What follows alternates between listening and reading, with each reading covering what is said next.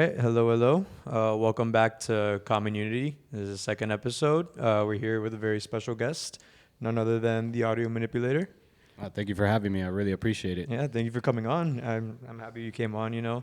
Um, so you've been in the Miami scene for a while now, no? Yeah. So how long? Like when did you first start being a part of the scene? I want to say DJing coming up on like 8 years now, but Okay. I've been around. I was doing hip hop earlier in my career, just doing like production and stuff like that, working in studios and things like that. Just basically running for cigars and beer, whatever they could let me do to get some free studio time. Okay. So then you started off kind of like a producer, sounds like, more or less? Yeah, I never DJ'd until it was a necessity, basically, just to get the people to hear my music. Okay. Because if not, I would just stay home. Yeah, no, that's fair enough. I mean, it's really hard being out here as like a producer. I feel like, especially in Miami, a lot of people just don't get credit, or just ripped off kind of deal. Yeah, that's for sure. But I'm glad you ended up finding like the side gig of DJing. But let's go back a little bit more. So where are you from? Like, what's your family? Oh, my and mom's stuff? Cuban and my dad is Dominican, but I was born in New York and raised in South Florida. So I would Okay, just say nice. I'm pretty white, pretty Caucasian. Fair enough. When did you move? How long were you in New York for? I was only there till I was 4. Okay, so you Yeah. were basically like Yeah, here. I'm from here, Okay, nice. And what part? from North Miami. North I was Miami? originally in North Miami. Now we've just moved to Hollywood recently. So, nice. yeah. Nice. Okay, cool. So you've been here since you were like 4. And were you ever like very musically inclined growing up? Like, Not at all. No? Not at all. Just producing. Really, like, I would never call myself a musician. I would always say I'm a producer. I know Yeah. how to, like, get the idea out, but I can't really play it. Mhm. Like, I wouldn't be able to play you a song off the top of my head, but I Gotcha. can make a song. yeah. It is different. I mean, Yeah. I still think that it is an instrument, but yeah, it's not like like guitar, piano, whatever it is. Not classically trained whatsoever. Exactly. Yeah. But it's still something different. But what was like your music when you were growing up? Like, were you like surrounded like your parents playing stuff? Yeah, so I grew up with my mom, and she played a lot of different kinds of music. So we listened to a lot of rock, disco, funk, like whatever my mom was listening to at the time. Basically, You remember any? She didn't discriminate. Yeah. Do you remember any like the songs at the top of your head? Oh yeah, we Artists? used to listen to a lot of George Michael's, Nice. like Stacy Q, Uh-huh. a lot of Barry White growing up. Oh, So yeah. just like varied from all that type of stuff. And then I started getting into hip hop. She didn't even really get into it until I started showing her that. Did she like it? Yeah, my mom likes all kinds of music. She just Yeah? likes anything with the groove. That's pretty cool. Is she still here or is she up somewhere else? Yeah, no, my mom still lives in South Florida. All right, cool. All right, so then you were kind of growing up with like a little bit of different tastes from your mom. Yeah. And then what was like the point where you started finding your own kind of lane of music? I would say digging through all my older brother and our friends' CDs. Remember back in the day, they used to have like these huge things in the house that was like a spindle that would like spin, and Whoa. you would have you would have CDs. It was just like a giant thing. So my friend's older brother just listened to a lot of West Coast rap. So Uh-huh. we just skip school, and I would just probably not supposed to be doing, but smoking weed and just sitting there and just listen to every CD that I Yeah. could find my hands on, anything with a cool cover, you know. Yeah, that's pretty cool. What were like some of the tracks that you found back then? We were actually listening to a lot of Bone Thugs, Okay. like Do or Die, a lot of like Mac Dre, West Coast hip hop, Celly Cell, very underground stuff that most people now, even with being in my 30s, people in their 40s are like, how the hell do you know about this music? And I was like, well, I was just getting high watching, whatever my friend's brother had. Like, Yeah. any CDs we could get our hands on. I was just like, oh, I need to burn that. Like, Yeah. rip me a copy of that, you know? Yeah. You remember what like your first CD that you bought was? The first one that I personally bought, well, the one that I remember was The Owners by Gangstar. It's Okay. actually one of my favorite albums of all time. Damn. So I remember buying that, and then right after that, I had bought Food by MF Doom. Yes. So Classic, of that course. was like 2003 when I Damn. purchased that. Yeah, it was like in 6th grade. Damn, that's pretty Yeah. cool. All right, nice. So you kind of leaned more towards like hip hop. It Yeah. sounds like. Yeah. Growing up, it was pretty much all hip hop and like metal, like rock. I guess like the new metal stuff that was happening at the time, Limp Yeah. Bizkit, Corn, like all that kind of Early stuff. 2000s, yeah, that was huge, 100%. And then, so you start off with the hip hop and stuff, and then how did you transition into electronic as a whole? I liked electronic music early on because I was listening to, like I said, my friend's brother had all these CDs, and then we would just skip school and play Xbox 360. And he had this Tiesto In Search of Sunrise Volume 4, I want to say it is. Okay. And I just didn't. I had heard trance earlier, but I never really got into it. And we'd just let the CD ride and just freaking. That's when you could put the music onto the game. That was like the first thing. Oh, really? You could actually upload your music to the hard drive on the Xbox 360. So we would just jam out to Tiesto and play Dead or Alive 3 for like fucking 10 hours straight, like just going crazy. I had an Xbox 360. I didn't even know you could do that. Yeah, man, you could change all the soundtracks on every freaking game that you had. How did I not know this? Yeah, we were doing that for everything. That's sick. So we were playing like Grand Theft Auto San Andreas, but instead of the soundtrack that they had, we were putting on like All Eyes on Me by Tupac or Daz Dillinger, Badass, any like West Coast stuff. Damn, that's pretty sick. So yeah, that's like mainly where it happened. And then obviously 2012, 2013, the freaking dubstep emerged, and everybody was like, "What the fuck is this?" You know, I was into that a lot too. Yeah, and dubstep. Yeah. It was pretty close to hip hop. Like I found like the drum patterns and stuff like that. And then the sound design just destroyed my brain because I was like, how are these people making like this weird fucking crunchy ass sounds? Yeah. Like I never heard nothing like it before. No, I mean 100% from a sound design perspective, like the dubstep is crazy. Yeah. It's very unique. Even to this day, there's not a lot of stuff like it, except for obviously it itself. And so then you were producing hip hop, right? So was there anybody in particular you were producing for, stuff like that? No, I mean, mainly I was just making beats in my room. And then just like when I would go to the studio that I was like pretty much like just like doing whatever I could to get studio time at, I would give them beats for free. Cause I was just like, hey, I don't have access to rappers like that. So it was like the only people I knew were those guys in the studio. Okay. So we did like a few songs here and there, but I was mostly just producing beats just cause I liked doing it. Yeah. Yeah, I really wasn't trying to like pursue a career in that because the beat game was kind of weird at that point. BeatStars was big, and trying to lease stuff, it was just too much of a hassle. Yeah, around what time was this? Like between like 2010 to like 2014-ish. Okay, so like 4 years. Yeah, those 4 years after like right after high school because I graduated in 2009. Okay, got you. So we were trying to like go out there and sell beats to people, but it was just a pain in the ass to do, honestly. And you still stayed here for all of that? Yeah, I was here the whole time. I haven't left Florida since I moved here. Damn, that's nice. Yeah, I've just been stay put. Yeah, that's fair. I mean, I love Florida, but that's pretty cool. So then you're doing that type of stuff, making beats, doing all that fun stuff, and then eventually you kind of like transitioned into making electronic, right? Yeah. Yeah. So how was that? Like, so around I guess like around 2014, the cliche story as everybody else, I went to a rave, did a bunch of things I wasn't supposed to be doing legally, and was like, what the hell is this? I need to keep on doing this. Yeah. It was more of so of a thing of just like, I would always get comments on my music being like, hey man, like you make like, I like your beats, but they're super weird and like they're like video game kind of music was always like the thing that I got.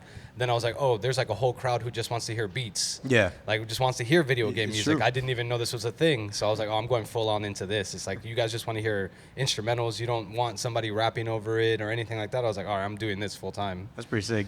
You remember what that rave was that you went to? Like one of the first ones. I mean, oddly enough, the rave that like really made me get into it was SMF Tampa, which I don't like. I didn't even really like the music there. I was just having such a good time because I was super drunk the whole time. So I was like, and I'd never been to anything like this before. So I'm just like seeing everybody just doing whatever they want. Everybody's, there's people chilling under a tree, tripping on acid. Then there's just some people shuffling, and I was like, dude, I didn't even know this was a thing. I come from backpack hip hop where everybody's in the crowd like with their arms folded, and then at the end of the night they're like, oh, this is the best concert I've ever been to. But it's like, you would never know if you were at the concert. Everybody looks like they're having a horrible time. No, it's a completely different scene, especially from hip hop. Oh my gosh, even to this day, it's still the same exact thing. Yeah, like I'm going to like Currency concerts, like back in the day, like right when Wiz Khalifa's coming out, I'm going to White Room, which is no longer a thing anymore, 1306. But like I'm going to all these underground concerts, like seeing Ghostface and Jizza, and like nobody looks like they're having a good time. And then at the end of the night, everybody's like, yo, that was the best concert I've ever been to. And then I go to this, and I'm like, everybody looks like they're having an amazing time. Yeah. I was like, I'd much rather be at this. Like, this seems way fun, like way more fun. Yeah. You know? I do agree. Like, even, like, I've never understood why people go to concerts and they're just kind of like there, just like standing. And like literally they're like, oh, greatest thing ever. Like, I'll never forget it. Yeah, it's so strange. Like, I remember seeing it, like one of the last concerts I went to, I saw this guy named Ritz. He's like, he was on Tech Nine's label at the time. It's like this white dude with red hair. Amazing rapper. He had just came out this album. He raps really fast. He was doing everything. His breath control was on point, and like nothing. The crowd was giving nothing the whole time. And then I go home and I'm looking on the Facebook group because I was on a Facebook group at the time, and everyone was like, "That was the best show I've ever been to. He sounds just like the CD." And I'm like, what the hell was that energy when we were there? Like nobody was having a good time. Like it looked like everybody was mad. Yeah. So I was like, all right, no, I'm definitely getting the hell out of this underground hip hop scene. Like this shit is fickle. Like I feel it, nobody's having fun. And then you go to like a rave, and it's literally like anything can go on, and like everybody's just going crazy. Yeah, you just go sit under a tree and have the best time of your life. It's Literally. just like just go jam to beats and sit under the tree. Nobody thinks of you differently. They'll offer you some water or something. Yeah. You know? Yeah, that's another thing that is like very much like a community. Like especially in like hip hop shows, I feel like everybody's to themselves. Like here, like there's like a community, you know. Oh no, for You sure. feel safe. But then with that huge hip hop influence, right? How do you see that like splitting into your work now, like today? Honestly, that's why I fell in love with, like, once I figured out the name for Minimal, because I had, like, been listening to the music, and then I met my friend Leo, he goes by Carmona. Okay. I didn't know what it was. I was just playing these songs, and he was like, oh, yo, there's, like, a whole subgenre called, like, Real Minimal or Minimal. Yeah. And, like, these guys do a party every weekend here, like, on Mute. And I was like, what? There's, like, a whole thing going on here? I'm, like, super naive to all of this. And I'm listening to the music, and it's just micro-sampling. Originally, that's why a lot of it was labeled under micro house. But it's essentially what I was doing with Boom Bap is I'm just grabbing samples and doing little 3-second chops and then just kind of tweaking that in a way to make something completely different. So like it felt like, wow, like I figured out the other side of what I was doing already. It's the same. For me, it seems like the same thing. The concepts are the same. A lot of those bass lines in those songs are just low pass samples. Yeah. Just like you would do on a boom bap track. It's just Yeah. a low pass sample. You know? So it kind of just went hand in hand. It was like Oh yeah, flawless. It felt very similar to me. Like I couldn't put my finger on it up until like maybe a few years ago why it felt so similar. But I was like, this feels the same, but it's very different, obviously. Yeah. And then the crowds are almost exactly the same. As much as I love the underground people, in hip hop and like the underground electronic music, they're the Yeah. same. We're all kind of snobby, you know. Like, Oh, yeah. this is that real minimal. Like Yeah. my friends argue about that all the time. It's like, what's real minimal is like you're playing techno, and I would say that's minimal. Yeah. You know, so it always gets into that minuscule subgenre conversation. No, 100%. And even to this day, like labeling a genre for a song is one of the hardest things I can do personally. Oh yeah, because it sounds different to everybody. Yeah, that's the thing. Like that's why like most of the time, like even like organizing music, like I try and go off a vibe because I'm Yeah. like I know there's like quote unquote minimal, but like it could be like minimal is just completely different than the other song. Oh, for sure. It's just like, think about it. Like, listen to what we were listening to in 2016. Minimal is not what people would call that today. They would be like, I don't know what they would call it at this point. It was a little bit more kind of like what I'm doing now. Yeah. Which is a more bleeps and bloops and like kind of like glitchy sounds. Yeah. Now you kind of have more like, I guess like Stussy and Piv, which is fire, but it's like only a few years in time, the subgenre with the same name has changed so much that It's you true. might not even recognize it if you were listening to it 5 years ago. Yeah, no, and it's completely different, even though it's like almost like the same thing. And even people go back like to like 90s and like, oh, like look, this is like a minimal track that like wasn't even like Yeah, it considered wasn't a even thing. like the name for it. Yeah. They probably had some other name. Because Exactly. a bunch of my friends who are older, they're like, back in the day in the 90s, anything that wasn't house music was techno. That's Yeah. just how they said it. It was just It's like, true. it was techno or it was jungle. Yeah. And that was it. We didn't subgenre everything. It was just like, Yeah. we're going to a techno rave, and it could have just been happy hardcore. It could be anything. Yeah. But it was not like how we are now. We're like, oh, this is real techno, or like, Yeah. oh, we only play groovy techno or something Yeah. like that, you know? Yeah, no, there's like subgenres for anything. Mm-hmm. Like even like like minimal and real minimal, like like real minimal is different and stuff, but like there's just so many like little like subgenres and everything. Yeah, it's just all the little nuances, I guess, is whatever somebody wants to dictate that is at this point. And Yeah. then in 5 years, it won't even fucking matter at all. Yeah. It'll be a completely different genre. It's like, Yeah. oh, you guys are making industrial deep tech, or it's like, okay, yeah, whatever you're calling it at this point. Yeah, Like, yeah. It's the same shit, I guess. So you mentioned that like when you're producing and stuff, you use a lot of like samples. Where do you get these samples from? I mostly just resample myself. Oh wow. So like I use a lot of hardware. So I use an MPC, and I'll just set it up so I'm like in a loop, like for my inputs, and then I'll just loop myself in, and then I'll just start chopping whatever I just created, and then chop it up on pads. That's pretty cool. Or I'll just sample a lot of video games and stuff like that, especially for dialogue. Recently, I've just been doing that a lot, going back to like a lot of old PlayStation 1 games that had like the FMV cutscenes. I don't know if you know what that is. It was I like think back in the so. day, they used to have video games where like the cutscene would be like real actors. Oh yeah. So like, yeah, I found there's so much cool dialogue in all of those video games, and a lot of those games, that's how they were to progress the narrative in the game. So there's like 3 hours worth of freaking dialogue and all these things. So I'm like, I have a gold mine of just random samples. Yeah. Yeah, especially like, like Command and Conquer and all these games about like Soviet Russia. Like I made a song. I might play it later. I don't know if I have it on my USB, but yeah, it's just like you get some random stuff that you'd be like, where the fuck is this from? Like if you never played video games, even if you played video games hardcore, you wouldn't know where this is from. Exactly. Yeah. It's like the obscurity of it. Yeah. No, I love that, and it's like the digging of it, and that's cool because it's like a very unique concept of digging. Like people think about like digging for samples, or think about like going to like a record store, or like going online and buying a sample pack or whatever. But for you to do that like from video games, it's really unique. That's pretty sick. Yeah. I mean, I've always been involved with like video games very like deeply in my life. So I was just like, my earliest memories are like just playing like Metal Gear Solid and stuff like that. So I'm just like, it's got to creep its way into the music somehow. Though I don't play video games anymore, I'm still like, I'll still watch news about it. It doesn't even make any sense. Like, oh, I know what games are coming out. I'm not going to play it, but it's just so enthralled in me. Like, just love it. I know you were like switching out the soundtracks for like CDs and stuff that you had, but was there any like soundtrack that you remember from a video game that like stood out to you? I mean, everybody loves Donkey Kong Country. Yes. Donkey Kong Country 2 has a better soundtrack, but it's not a better game. I'm always going to argue that. I know everybody likes to say it's a better game. The soundtrack's better, but that Chrono Trigger obviously has a freaking fire-ass soundtrack. Randomly enough, there was a Streets of Rage remake for Xbox 360 that actually had it was like the first 3D Streets of Rage. The game's not the best, but the soundtrack is really fire. It has like a bunch of hip hop on it, like boom bap stuff. Damn. I wish I could remember the names of the rappers on it because it was just really obscure, just a game that I had, but it had a really good soundtrack. And then the best one is Mega Man X. I think Mega Man X has the best soundtrack. Yeah. That's a good one. In my opinion. Damn. I mean, that's a cool part. Like a lot of people like don't realize how much artistry, and not, even me until like recently, like how every video game like has its own soundtrack and these own like artists, whether big or small, they're like creating these things for it, right? Yeah, that's for sure. Yeah. I mean, even then, like I know, like for example, like the Minecraft soundtrack is like one of like the most like well-known like ambient works, and even for like little kids, like you're getting these kids into like ambient. That's still love. I mean, me personally, I love that soundtrack. Yeah, no, that's crazy. Yeah, I haven't even checked that out. So now you give me something to look into, so I can sample. Yeah, if you want some good ambient, there's plenty. Oh hell yeah, that sounds dope. Yeah, I've never got into that game. My nephew plays it a lot. Yeah. But like, it seems like something you could just play endlessly for hours and just be like relaxed. Yeah. Like, it's a very zen game, 100%, and it's one of those games where it's like whatever you do, whatever you want, and it's like I think it might be the best like selling game of all time right now.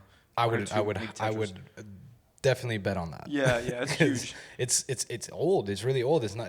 People don't think it's that old. I think it's like Minecraft started originally in like 2000. No, that's Fortnite actually. I think Fortnite was like 2010 or something like that. 2009. Yeah. I think you're right. I think it was Minecraft. I think was Minecraft that was the early one, right? Yeah. Because my friends were watching something about it, and he's like, "Bro, that thing's been around forever. It didn't really just blow up until like much later on. It was like already servers were already like big on that." Yeah, it's got like this big community with it. I mean, and it's such an easy game that like anybody can play, like adults or kids, and that's why like a lot of kids growing up, like myself included, were just like listening to like this soundtrack of like ambient and not really knowing what it was. I mean, I was like, I don't know, like 15, 16, I guess, when I was listening to it, like when I was playing. But like it had like this influence that like, like I'll forever hold. But like it is crazy how like these sounds and these songs from these like games, it's like not a medium that I feel like a lot of people put two and two together. Like video games and music. But I mean, and then you have like the crossover of stuff like Guitar Hero, DJ Hero. Yeah, my friend was trying to get us to play the Guitar Hero again. I was like, please just stop it. We already did this for like 2 years. That 2 years where that game came out, like everybody was nonstop. You couldn't go to somebody's house without them like whipping out Guitar Hero. 100%. It was crazy. He was like, yeah, I got because I guess they keep on updating the game online for like the modding community. Oh so yeah. It's like super updated. You can now like the regular Guitar Hero songs, because you remember they came out with Rock Band afterwards. Yeah. They added functionality for all the music, like all the music for it, like drums, keyboards, everything for just the old songs. So he was going through and he was like, dude, you remember we used to play this? And I was like, yeah, but I'm not gonna do that again, man. We're not gonna get stuck down that rabbit hole again. Freaking 2 weeks of everybody freaking just trying to be the best, beat the high score. We're going crazy on that. Yeah, I get you. All right, let's go back to you producing, right? You're talking about how you use a lot of hardware, right? So kind of walk us through, like, what are some of the stuff you got? All right, so yeah, like right now I've like since I want to say mid-March, maybe early March, I've fully delved into producing solely on like my outboard gear and just recording into my computer. So I run everything off my MPC. I have Arterial Micro Freak. I have a Eurorack case where I just started getting into modular. It's a stupid expensive hobby. Oh, yeah. If you don't have money and you want to get into Eurorack, don't do it. It's stupid expensive. I have a lot of stuff. I have a Deep Mind, a 6 from Behringer. I have like the TR rack, which was basically, it was the rack module of the Triton keyboard, which was like a Korg workstation from back in the day. If you ever heard any like Scott Storch or like early 2000s hip hop, that keyboard was used on pretty much everything. Okay. And a Roland XV5080. Which is also like a module, but that's like more for like 70s sounds. I just bought a Yamaha RX-15. I buy a lot of synths, and I'm going broke. So, if you guys want to donate, There you go. Donate to the I cause. can use all the money I can. Actually, you should just buy records. Just actually purchase music from people, guys. No, that is true. Not from 100%. Spotify. Don't stream that shit. No, buy no. it from them, please. I agree. I mean, that's why Bandcamp and stuff is there, because Spotify, you get nothing. You get absolutely nothing. Yeah, from they all that. eat off you. Yeah. Especially the small artists. They don't give Yeah, jack man. shit. It is what it is. Like, I get everybody wants to be able to stream their songs and whatnot, Yeah. but if we all have to take control back, I feel like. Yeah. I feel like if we all just sold our music, even if it's $1, I'd rather get the whole dollar. I was actually just having a conversation with another artist today. Mm-hmm. It's like I don't want 0.001 fraction Yeah. of a penny every time you stream my song. I'd rather just, if I have 5 songs sold, that's still gonna make me more money than you can sell. You can stream like 200 streams, 300 streams, and you're not even gonna come close to getting $5. Yeah, exactly. So- It's ridiculous. Everybody just has to get off the platforms. I'm starting to see a lot of people doing it. So It's true. Well, I mean, because another thing is, like, you don't own, like, those songs in Spotify. You can download them or whatever you want. But, like, you can listen to them fine, like, on an airplane, whatever, but you don't own it at the end of the day. It's, Yeah. like, still, you're just streaming it, literally. yeah, that's a deeper issue that we're just coming into with everything at this point, which kind of sucks because there's no physical media anymore for anything. So eventually you can purchase something and they can take it away whenever you want. But that's a very long, convoluted conversation. Yeah, exactly. I agree. I mean, I think, like, it has its pros and cons, like, Spotify, like, allows for people to find music, like especially for, like, DJs and stuff, or, like, of course, anybody else, like, just find a lot of music, like, whenever, and it's a one-time fee or whatever, like, monthly, and you can find whatever you want and however much of it you want. But, like, yeah, like, at the end of the day, like, you can't even use it to listen to, like, on your own, like, you don't own it. So if Spotify goes down or, like, it's just gone the next day, you don't have that song anymore. And you forget about it too, because you just don't have access to it anymore. So I do agree. And paying the artists, like, what they deserve, because nowadays it's even harder to make a living off of it, right? Oh, that's for sure. It's just a weird thing because, like, I understand their point, I guess, like, big corporate point on it is, like, how do you quantify the payment for the stream at this point when we've been paying you pennies already? We're not going to restructure. No, they're not. They have no but reason it's also, they're not a profitable company at all anyway. So for them, it's like, we're not making any money. We're not going to pay you shit either. Yeah, exactly. So it's just a weird little area that we're in right now. But I feel like with the rise of a lot of people still, like, processing vinyls again, like, there's a lot of more vinyl only releases and people doing direct to consumer, which is what I plan on doing when I relaunch my label, or if I launch another label. I think more people doing that will really, like, help the ecosystem for artists. Just everybody doing that direct to consumer, because you could even just get your Shopify account attached to your Instagram, and that's it. Every time you post something, you can sell your record on Instagram. Yeah, I mean, it's crazy, like, the digital age we're in, like, that you're able to do something like that so flawlessly and so easily. And it really does give, like, especially you, like, owning a record label, like, gives you access to promote in such an easy way, I feel like. But going back to that, like, how is it in this day and age running a label? It's weird. It's a weird thing because I run, like, a very niche label. So, like, the music we produce isn't, like, I guess, commercially viable, some people would say. Yeah. So it's tricky. There's a lot more money in than there is out. Yeah. You know what I'm saying? So it's like you're spending all the money. I mean, sorry, the other way around. There's a lot more money out than there's coming in. Yeah. So you're going to be spending a lot of money maybe for no returns at all. But I don't do it for that. I just do it for music. That's why I'm trying to go through the direct to consumer, because at least if we're going to be spending the money, that we're going to get our whole cut. Yeah. I'm not going to get my fraction of a penny. You know, like, hey, if the record sells for $1, we got $1. Exactly. And now I bust it down with you. Like, our contract's 50-50. Every time I get $1, I'm passing you 50 cents. Yeah. Or, however you're structured. I usually do 50-50, just split it down the middle. Much easier like that. Yeah, I know. I mean, like it's a perfect way of doing it, and it's like perfect transparency. Like I agree. Like the artist making it, and then you like what do you call it? Like publishing it and Yeah, that's why distributing Bandcamp has always been good about that, because literally the second that the purchase is made, the artist is already broken off. The other artist, it's literally it just gets fractioned out right there. Yeah, that's perfect. So it's much more transparent than, hey, I got this freaking I get this quarterly report and this is how much you made, but I can't pay you out until I reach a certain threshold. That's how it works, honestly, when you use digital distribution. So it just sucks because a lot of people will be like, hey, you never paid me. And I was like, I didn't make any money. Yeah. Like, I didn't even make money. Exactly. So, like, there's no way I can pay you. Like, I'm sorry you feel that way, but, like, the money's held up because you didn't reach $200. That's why I'm trying to not do that anymore and just do the, direct to consumer. As soon as I get the money, I'm just forwarding it right to you. Yeah.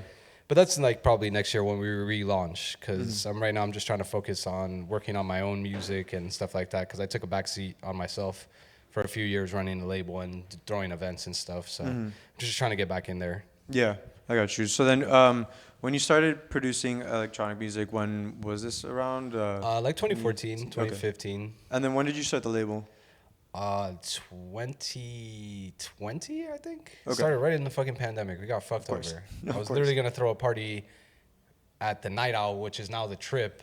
Oh, okay, yeah. And literally like the day before my event, it's like COVID, we're going into lockdown. And I was like going to throw my first Miami Music Week party. And I was like, oh, I'm so hyped. Like, I don't even know if anybody was going to show up, but I was just hyped, The opportunity. And then, we started it right in the middle of the pandemic, October 31st in the pandemic. Yeah. Damn, that's rough. Yeah, because I was sitting on a bunch of music. I was like, hey, there's nothing to do. Everybody's at home. I was still working, but I was just like, hey, well, this is the time to get out music because people are watching streams and listening to music. They don't have anything to do. Yeah. So we started then. Okay, got you. So then you've been doing that since 2020, and then up until recently, like that was like your main focus? Yeah, I mean, up until probably like last year, we were just doing mostly the label, and I was throwing events out of necessity to like promote the artist, and then it just became more of like people were coming more to events, so I just started doing more events and kind of took a backseat on the label. Because I was getting a lot of good music, but I wasn't having the proper budgeting because of, financial situations of my own to fully promote these things the way they should have been promoted. So I just didn't want to do something half-ass anymore. So I was like, hey, I'm just going to take a back seat on this until I have the funds to really like, hey, I have this freaking amazing release. I should be able to put $500 behind it. Yeah. I don't want to put it out and put $100 behind it and then it just goes nowhere. Exactly. So I kind of just said, you know what, I'm not going to do that. Yeah. That's a difficult thing. I mean, because like these are like these small things, like they're like passion projects, and like it's what we need, but also at the same time, there's no like ecosystem for them to thrive. I feel like, like because everybody's just putting in money of their own for the most part. Oh, yeah. I was literally talking with an artist earlier today about, because a lot of people didn't know, like a few years ago, a lot of artists were doing like these scams on Beatport to get their shit charted. Really? I was contacted by many people to buy their single, and they'll just send me the money back. I swear. It was a thing, and a lot of these guys were Beatport top 10. Yeah. It was a thing, because you can't keep on buying it from your own account, because then they'll see. So you would get hit up in Facebook groups all the time. Yo, hey, send me the receipt and I'll send you the money back, kind of thing. That's crazy. And honestly, a lot of those people I was telling my friend were actually super talented, so it worked out for them, and they're doing good things right now. I'll say that. I won't say any names because I'm not. Yeah, fair. But I was like saying there's little scams. Once you figure out the intricacies of how this works, that's why I also stopped doing the label thing, because then I just started realizing like, oh, I was investing money in the wrong places. I started figuring out where I could have been spending my money, and I was like, this isn't as expensive as I thought it was going to be. Yeah. Because I didn't realize like these platforms are so available to anybody, because a lot of the thing is that nobody makes money in music, so everybody's willing to do what they can to make money in music. Exactly. So everybody's willing to work with each other, essentially. Like a lot of these PR guys, they're willing to like negotiate pricing with you. Okay. You just have to come at them in a good way and be like, hey, this is what I got, Yeah. So that's why I rethought the whole label thing for to relaunch later, because now I understand it a little bit better and be like, oh, I could do a good release with only a $200 budget. Yeah. It's just investing those $200 the right way. I just didn't know. I was just throwing money out the window, essentially, trying promo pools, trying PR agencies, and none of them stuck. Yeah. And then I found out which ones that would work for me, and it's just a trial and error of it. Yeah, exactly. I mean, like that's a good thing is like you had a lot of time in it, which is like the best way to learn, and then you took some time away, and now like it sounds like you're coming at it from a different angle, and I feel like it's just something that like is like always learning about, Yeah. the intricacies. But I'm glad that you're learning how to do it like in a more proper way, because I mean there's a lot of good stuff coming out of that label that needs to be like put out in the world and needs to be like Yeah, appreciated. thank you, man. I appreciate that. Yeah. No, I mean, I've always been a fan of like the label and the parties that you throw. I mean, you've been throwing them for a while now. You're saying that the first one was all the way back in pandemic. Yeah, we started. Well, that one got crushed, and then Yeah. I think we started a year after the pandemic because we weren't doing any of the I didn't have the funds to throw any parties at the beginning, and then luckily some people helped me out with getting in contact with venues and everything, and then. Then I just kind of went out there and just started looking for myself because originally, before the label, I used to throw techno parties with a few of my friends. We used to do like hard techno before. I guess like now hard techno is it's pretty popular at this point. Very. But we were doing this in like 2016, doing rooftop parties. We had like some residencies. We brought like Keith Carnell down here. We had some warehouses. Yeah, it wasn't popular at the time. Yeah, so we were fucking losing a shit ton of money. Yeah. We're all just fucking going in on these warehouse parties, fucking doing like fucking 12-hour raves and shit, just losing a bunch of money.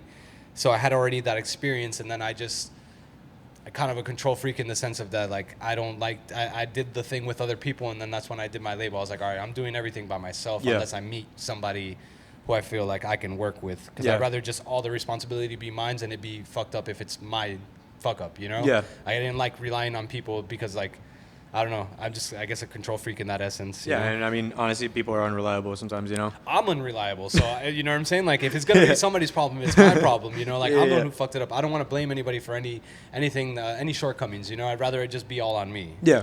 No, I get that 100%. And it's that's a good thing because then you get total control, and that means like it's your baby, like your vision, everything from the beginning. Yeah, exactly. So then if you were doing like hard techno in the beginning, and then where does that lead you? Because you've done a lot of different parties. Now. Yeah, so we were doing that, and then I just, like I said, me and my friend Carmona had showed me, like, I had listened to it, but I didn't know, like, the genres. I didn't know the artists. Yeah. He showed me the minimal stuff, and I was like, I'm all in. That and electro. Yeah. Then I met Pablo Funk, and I met a bunch of people who were doing electro stuff, and I was like, didn't know the name for it. Like, when I was younger, I used to love, like, Egyptian Lover and all that stuff. I didn't know there was a whole scene for this. Yeah. So then they started putting me up on game, and I was like, oh, minimal and electro, that's my shit right there. Like, that's what I'm going to do. Yeah. So we started doing that, and we've been doing that for like 4 years now, 5 years. Yeah, it's going strong. Yeah. And you guys have played at a lot of different places, and even places that like keep bringing you back. What are like some of these places that you've played at? Yeah, so we have a monthly residency at Kill Your Idol. We're actually going to be there on Friday from 11 till 4 in the morning. So if you guys have nothing to do, come through. Pull up. We're going to be playing after a band. I don't know the name of the band right now. When I figure out the name of the band, I will shout them out because I feel fucked up not shouting them out. But I have no idea what the name of the band is. Yeah. But we're going to be playing some cool music. It's going to be after SuperCon, right? I think SuperCon is this weekend. I think so. They're making it kind of like an after party. Okay. Cool. And then the next night, I got to shout out my boy Lanebot. Lanebot's going to be playing there as well. Oh, so he's going to be throwing down another SuperCon after party. So Sick. if you guys are busy tomorrow night, come out on Saturday night. Hell yeah. Kill Your Idol. Yeah, Kill Your Idol. It's a cool spot. It was like one of these spots. I know we were talking earlier off the mic how like it's like this spot that a lot of people just don't really know of, but it's like a very unique spot in like Miami Beach. So like, how did you come about finding this place? So oddly enough, I used to play with, shout out to my boys American Grime, my boy Sergio, Jumanji, Bigsby, Gnome, all them boys. They used to do a party there, so literally that's the first place I've ever played out. Oh, wow. They gave me a shot. They were doing their parties. They had a party called Proper where they were trying to bring all the different genres together because they do predominantly like drum and bass, dubstep, grime, stuff like that. But they were trying to do a multi-genre party. And I literally just hit up Sergio because I've known him for a long time. And I was like, hey, man, like, I'm a fucking noob. Like, I'm trying to get some playing time and shit. And he was like, yo, I'll put you on. I got you on the opening slot. And then I played there. And then they invited me back pretty much like at least like once every 2 months after that. And I've been playing there for like 7 years, 8 years. The place has changed a lot, though. It's much nicer now. And I forgot who set up their sound system now, but their sound system is fucking killer now. Yeah, it's they really retuned the sound system. Actually, since you were there, they really? retuned the sound system. It Even sounds more? like way better. Oh, so God. much better. So yeah, it's been a fun ride. At first, they weren't really hip to like electronic music. They used to do a lot of punk, and like maybe sometimes like my friends had the successful party there, so the drum and bass and all that shit was popping over there. But for like house music, it really wasn't a thing until recently. Probably until we got there. Like we've been doing our residency there for almost 3 years now. So now it's become way more acceptable to like more like traditional house, and I guess like. You know, that in that essence. Yeah, especially right now in Miami, like in the past few years, like it's just everywhere you go is like house. You know, like it wasn't always like that. It's always like kind of in the underground and like the forefront, but it's always like EDM and stuff like that. But now house is like the new EDM in a way. Yeah, for sure. It's just because people don't want to be like, I guess, I don't know. It's like, I guess the EDM stuff kind of died down because I feel like it was more abrasive to people who are not really into it. Yeah. It's a little bit harder to digest if you're not into electronic music. So like house music, depending on what you're playing, could be very jazzy or very like disco-y, you know, or it could be really like M1 keyboarded up, so very familiar, you know. Exactly. No, and that's a wonderful thing about house. Like you said, like EDM. It's like you know what EDM is, right? Like it is what it is, and then house, like there's so many different like, you know, avenues you can go to that like you can find someone for anyone. You know what I mean? Like something for anyone. Oh no, for sure. Yeah. So then you've been at Kill Your Idol, which you said even like back then used to be more of like a punk scene. It was pretty cool. But how have those parties been there? Honestly, we've been doing really well there. We have always a really good time. We don't really play minimal per se there. It's not really the place for it, but we stay true to like what I like, which is just house music, like fun house music, you know, shit that you can dance to. Yeah. It doesn't always have to be like super on the nose. Like what I'm going to be playing later is very on the nose, weird as shit, minimal ketamine vibes. Like, oh yeah. That's what I like. But that's not, you know, you're a DJ. You got to play for the crowd that's in front of you. Yeah. So as long as you're playing what you like and you're not selling out and people are having a good time, that's what I try to do. I just try to tell everybody, hey, when you come here, just have fun. Yeah. Play fun. I'm not telling you what to play. Just make it fun. And I feel like the crowd likes getting into stuff that, like, of course, like is like easy and stuff, but also like if they see that the person playing it is like into it, you know. And the Kill Your Idol like crowd is like a very like cool, like hipstery, like chill vibe. That's like they kind of like they understand like everything you play. You know what I mean? Yeah. Like they didn't give me a hard time when I was there. Like everybody liked. No, you played an awesome set, man. Thank you. Yeah. That's why I booked you. I was like, I heard you play here. Actually, funny enough, that's how we met. You played right before me, and I was like, yo, this guy, I want to book this guy. I was like, literally, like told my girl who's back there, I was like, yo, whoever this guy is, I gotta find out his Instagram because I like what the fuck he's playing. I appreciate it. I mean, it was really nice for you to go out and reach out to give me that opportunity. And that's another thing that I really love about you and like the parties that you're throwing is that the fact that you're giving all of these like local acts these platforms. A lot of people that like maybe haven't played that much out in public, and you're giving like because you said even earlier like that's what happened to you in Kill Your Idol, that somebody gave you like an opportunity. Yeah, everybody just needs a shot. Exactly. Give them a chance. Like now, if I give you a shot and you play at 10 o'clock and you slam 150, like I'm not gonna book you again. I respect you for doing that shit, sick. But you know what I'm saying? Like, you know, it's time and place. But you know, everybody just needs that shot. Yeah. Yeah, and there's so much talent here, like it's crazy, it's like overwhelming. But I'm glad that like you're giving the people that don't normally get the shot, like, you know, their opportunity, you know. It's mad props.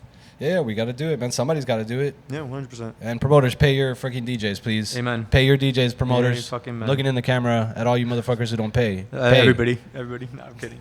But so let's go back to you as a producer, right? Because that's another side that like I'm really interested in. You've done a lot of hardware stuff, which is like it's like getting more common now. But even then, like a lot of people like kind of like shrub it off because you can just use most of the time like laptops, you know what I mean? You just find plugins and stuff. So what really led you to using hardware? I got bored of making the same song.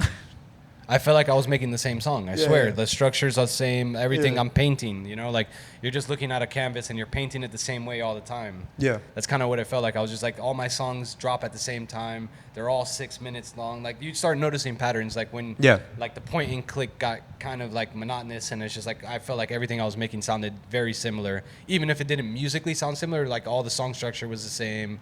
Choice of samples was the same. Like I don't know, I was just like I'm tired of doing this, and I had been picking up pieces of like hardware throughout this whole time because the first big piece I bought was the MPC live. because I had an MPC Renaissance before that, so that's what I Okay. was using to make like boom bap beats and like hip hop and stuff. So I liked the MPC workflow, so I was like, let me continue this. And then I went to a couple people's studios, and I was just looking at the gear that they were using and just trying to prick their brains about how all this shit worked. And over the years, I just accumulated enough stuff to just fully go like, hey, like my computer's only a tool to record. Yeah. Like I don't want to do any like song arrangement or musical things on here. I just want to mix on my computer. Yeah. And I feel like the outcome has been so much better. The songs feel more natural, and it's just more fun. Honestly, it's just more fun tweaking a button than like tweaking a knob or something than It's true. clicking. Yeah. No, and you get way more feedback, and I feel like you have more control. Yeah. You know what I mean? Yeah, it's way more of a limitation though. So like, if any advice to people who want to get into hardware, if you don't have a lot of money or a lot of time to like figure it out, Yeah. maybe just buy like one piece of gear at a time. Yeah. Don't like go and throw a bunch of money into it because it's not that fun, especially with the Eurorack stuff. It's it's time consuming and it's a headache. Yeah. So Yeah, I mean, because even now, like you see a lot of people's studios, and like there's a ton of just everything, like synths, keyboards, or whatever, and like they'll just go and use one keyboard like the whole Yep. time. You know what I mean? Yep. So I mean, I think it's also like I agree, like getting one piece at a time is really important, because I feel like you gotta like learn that one piece inside out Exactly. first. Yeah. Exactly. And go one by one. Yeah, and don't sell your stuff. Don't There you sell go. your stuff. I've had so many things that I wanted to sell, and now those are like the main focal points of my studio. It's true. It's like I was gonna sell my Neutron and my Micro Freak, and then now that's like my favorite things to use Yeah. because I understand how to use them in the capacity for what I'm trying to do. I just didn't understand how to use them in the way that I needed to use them for what I'm trying to achieve at the time. Yeah. But if you need the money, sell them shits. But Yeah, you know yeah, what I'm yeah, saying? it's Like separate if you don't things. need the Of course, money, just hold on to them. Exactly. Yeah.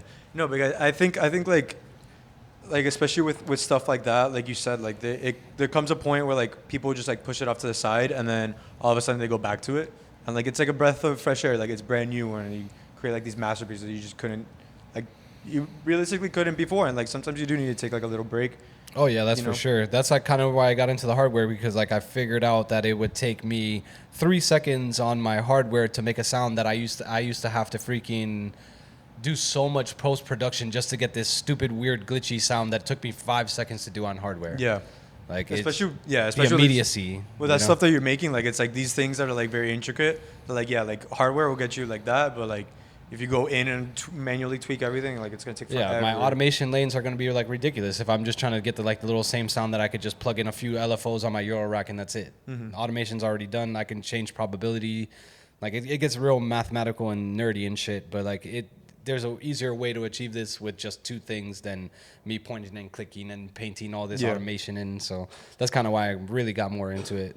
Yeah. And so for every song that you're making, I mean, for sure, every single time is different. But where does the process come up for like when you start naming tracks? You know, that's always like a fun part. Oh, that's hilarious because I name anything whatever. Yeah. At this point, I've made so much music over my life, I don't care. Me and my friend, because my friend was at my studio earlier today, and he was laughing at me because I was trying to find the song, and I was like, I don't know I can't figure out the name of the song because I'm like been in this thing where like if I make more than one song in a day, like I've been like really honing in on trying to make like 3-4 songs a day. I'll name them the same thing just with a number at the end. Oh, okay. Just so I know, like it's just like a marker in my brain to be like, hey, I made this. All these were made in one day. Yeah. You know, so I was like spending like 20 minutes just trying to find like this song, and I was like, oh, it was number 2. Yeah. Not number 5. Yeah. Or something like that. So So how- I just name it anything off the top of my head. I really don't care because the name can always change. That's you true. send it to a label, and you might change the name by the time it gets there. That is true. Yeah. You can change it at any point. So what's like your workflow when creating in the studio? How's that?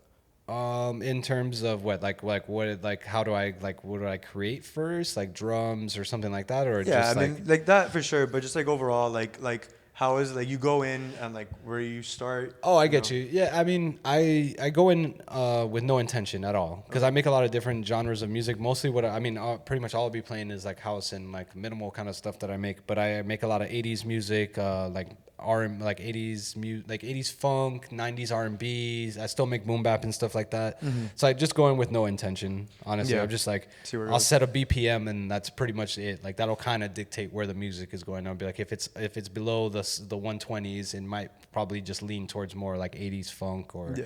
and then if we're getting really low in BPM, like 70 or 85, we're probably gonna go like R&B or something like that. What have been like some of like your influences recently, like, you know, musically? Honestly, I've been listening to a shit ton of Larry June and Cardo. Okay. I really love that style, like that West Coast style. I'm a big West Coast hip hop fan. Mac Dre is one of my favorite artists of all time.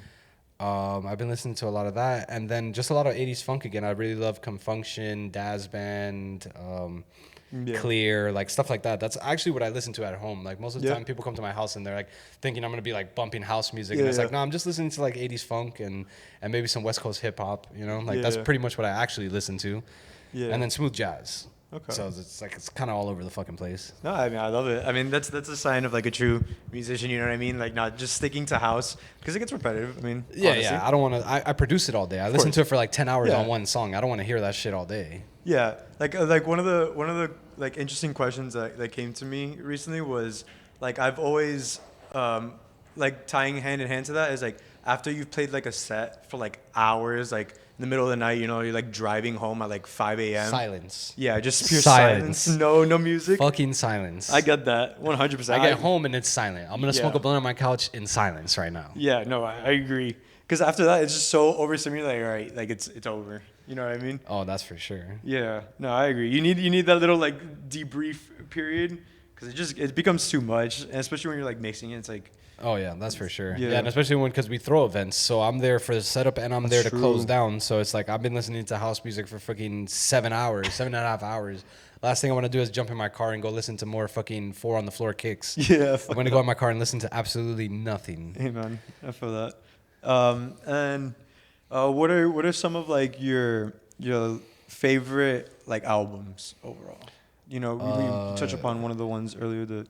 The Owners is Gangstar has 2 places in there because Moment of Truth is my favorite album of all, like hip hop album of all time by Gangstar. I would say My Heart by Donald Jones. I really like R&B music a lot.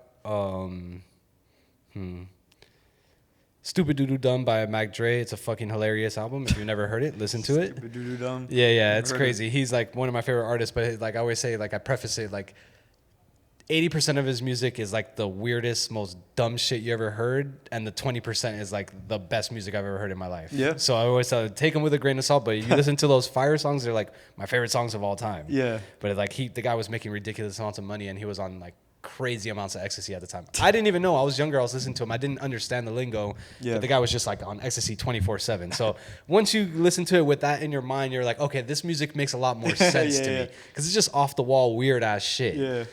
But yeah, Stupid Doo Doo Dumb, and of course Illmatic, one of my favorites. Classic, of course. Can't go wrong. Yeah, I mean those are pretty much off the top of my head what I can think of. Yeah, I feel like you have like a very unique outlook, especially like for an predominantly electronic artist. Of course, you still make a lot of other stuff, but like you have like you know how we've talked about the whole time of like your rap influence. Like there's like a very unique like. Like influence overall on your sound, and I feel like you do kind of hear it. Like I never really put 2 and 2 together, but like even now, like even through that, like it's a very unique take, and that's why like a lot of your songs are like very, like they're very unique. You know, like they're not like the others, and I feel like you take and grab from a lot of different places, and you can tell. Yeah. But yeah, I mean, kudos. Like it's a lot of really cool stuff. Thank you. I mean, and I'm excited to hear like what you got going on.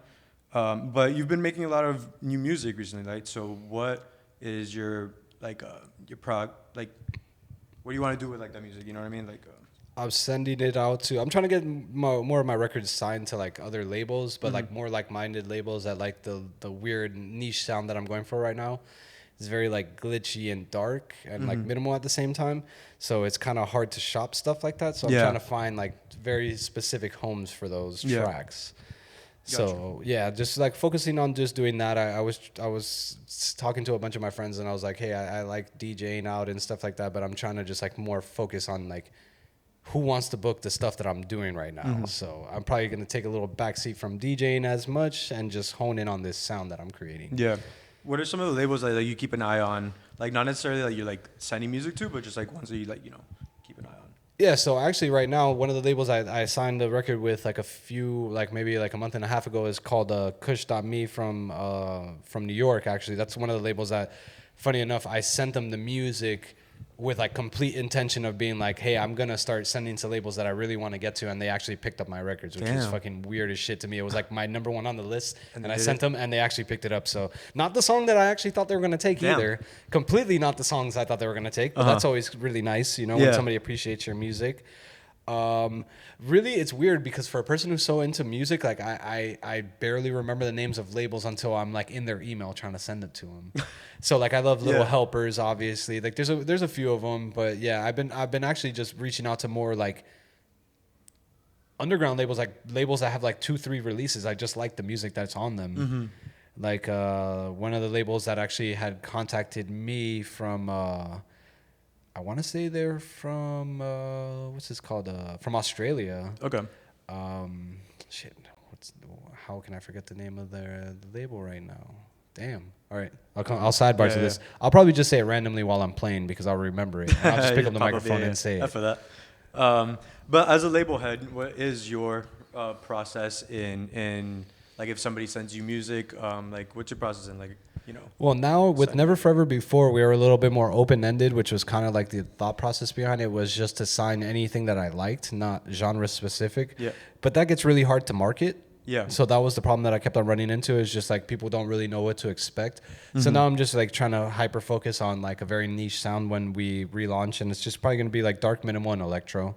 Okay. So if you send me the tracks, I'll always listen, and I'll just be very blunt and just say like I don't think I want to sign the record. Like I'm pretty straightforward with it. Yeah. But most of the time, I really haven't. Honestly, I don't think I've gotten any bad demos before. So most people are actually like way more talented than they realize. Yeah. Their music's super fire, and everybody now produces like crazy. Like it makes me feel bad kind of because like my first like 5 years of producing was like absolute fucking garbage. And now everybody's like just pumping out heat. I meet people and they're like, oh, I've been producing for 2 months and I hear their songs. I'm like, you're fucking amazing. Like this shit sounds crazy. My shit was terrible for like years. Yeah, I feel that. I mean, it takes a long time. What are like some of the like the artists, like who are some of the artists that have been like sending you stuff before? Oh, so I have bro, a lot of amazing artists down here. Friday night, actually, tomorrow night, Baruri is going to be playing. He's been doing a lot of stuff with me. He's been producing a lot of music recently. One of the homies, Gabo Rio, he owns Impresión, which is a minimal label. He produces crazy-ass music. My boy Luke Letho in St. Pete and in the Tampa area, he does more like techno nowadays, but we've been working a lot like in the past. I think we're going to start working on some new music together. A lot of people. I've been working with these guys, Sunnyside. They're from, they live in Hollywood as well. They're really dope artists. They have like more of that like UK kind of vibe with those thick bass lines and like those rolling bass lines, like kind of like that Piv style. They're really doing some cool shit with that. Yeah. There's a lot of artists, like way too many artists down here. Everybody's really fucking good too. I love it. So it's like hard to name everybody without like trying to forget people and stuff like that. I don't want to make anybody feel bad or anything. No, like I mean, it's not naming. It's not a quiz, you know. It's just like, it is what it is. Yeah. All right. Well, I mean, I appreciate you coming out. I love the conversation. There's a lot of cool stuff we went over. So for all like the music and all the stuff you got going on, where can people find you? I'm always on at Instagram, the Audio Manipulator. You can hit us up at Never Forever Music as well. We're going to be doing more parties now. So July and August, well, mostly August now, we're probably going to be doing like 3-4 parties a month because I ain't got no work. So there you go. I got to make some money, man. Fair enough. Yeah, it's always a struggle.